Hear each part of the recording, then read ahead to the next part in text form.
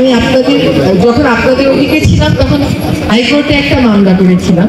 আমাদের যেটা বললাম যে আমার একটা বাস্তবতা হচ্ছে নদী রক্ষা কমিশন আমার অধীনে না, আরেকটা তাতে অসুবিধা নেই, আমি কাজ করতে পারি। আরেকটা কথা হচ্ছে যে পরিবেশ অধিদপ্তর তো আমার নিয়ন্ত্রণেই আছে, আমার মন্ত্রণালয়ের অধিভুক্তই আছে।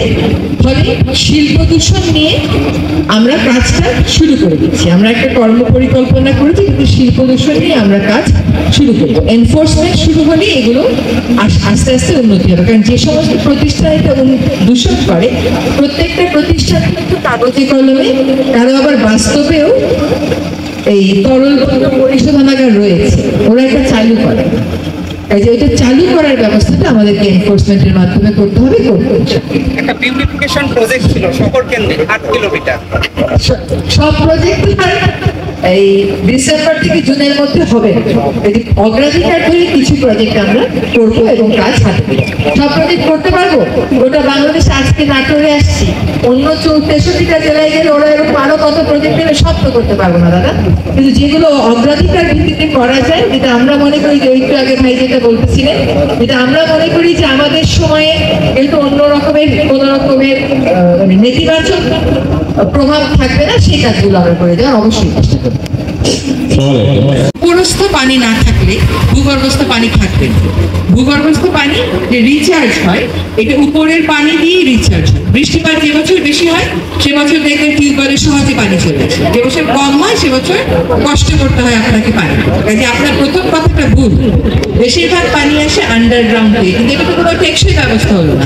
আমাদের দেশে এত নদ নদী, সবগুলো নদ নদী আমরা নানান কারণে দূষিত করে মেরে ফেলে তারপরে আমরা মাটির নিচের পানিতে যাবো, তবে মাটির নিচের পানি শেষ হবে তখন আমরা পানি পাবো কোথায়? ফলে আমাদের প্রথম কাজ হবে নদীগুলোকে বাঁচিয়ে রাখা।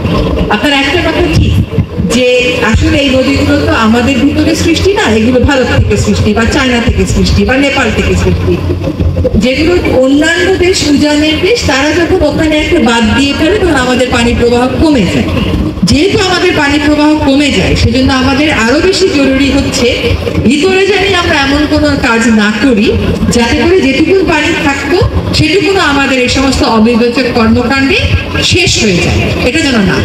এখন উপরের দেশগুলো কিভাবে কি করবে এটা তো আপনি আপনার নিয়ন্ত্রণে নেই, কিন্তু আপনি কি করবেন না করবেন এটা আপনার নিয়ন্ত্রণে অবশ্যই আছে।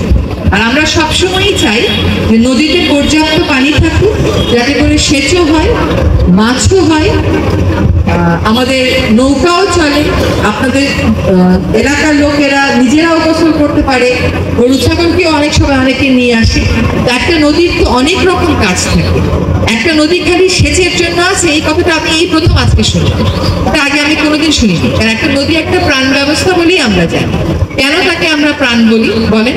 আমরা যখন বলি একটা বিল্ডিং ভেঙে ফেলো, আমরা বলি না একটা বিল্ডিংকে মেরে ফেলো, বলি আমরা কি বলি? একটা বিল্ডিং ভেঙে ফেলো। একটা নদী যখন প্রবাহ হারিয়ে যায় আমরা কি বলি? নদীটাকে ভেঙে ফেলো, বলি নদীটা মরে গেছে। ও বেঁচে ছিল বলেই তো মরে গেছে। এখন তার বাঁচা মরা যেখানে আপনার উপর নির্ভরশীল, সেখানে আপনি তাকে বাঁচিয়ে রাখার প্রথম চেষ্টা করবেন। নদী বেঁচে থাকলে সেচও হবে, নদী বেঁচে থাকলে সবই হবে, আর নদী মরে গেলে কিছুই হবে। আজকে মনে করতেছে সেচ হচ্ছে, পানি ফেলবে এটা খুব ভালো কথা, ময়লা হবে এটা খুব ভালো কথা না। আমার কথা হচ্ছে এত বছরে একটা শহরে কোনো ড্রেনেজ সিস্টেম গড়ে ওঠেনি।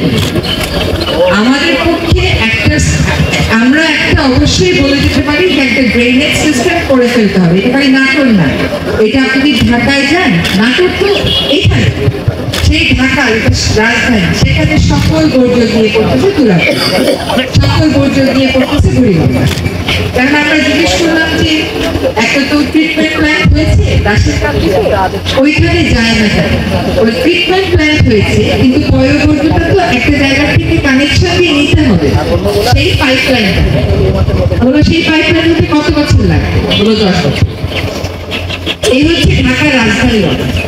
আপনি আমাকে যেমন এইগুলো দেখাবেন, এইগুলো দেখলাম, এগুলো সমস্যার সমাধানের প্রক্রিয়াটা শুরু করবেন।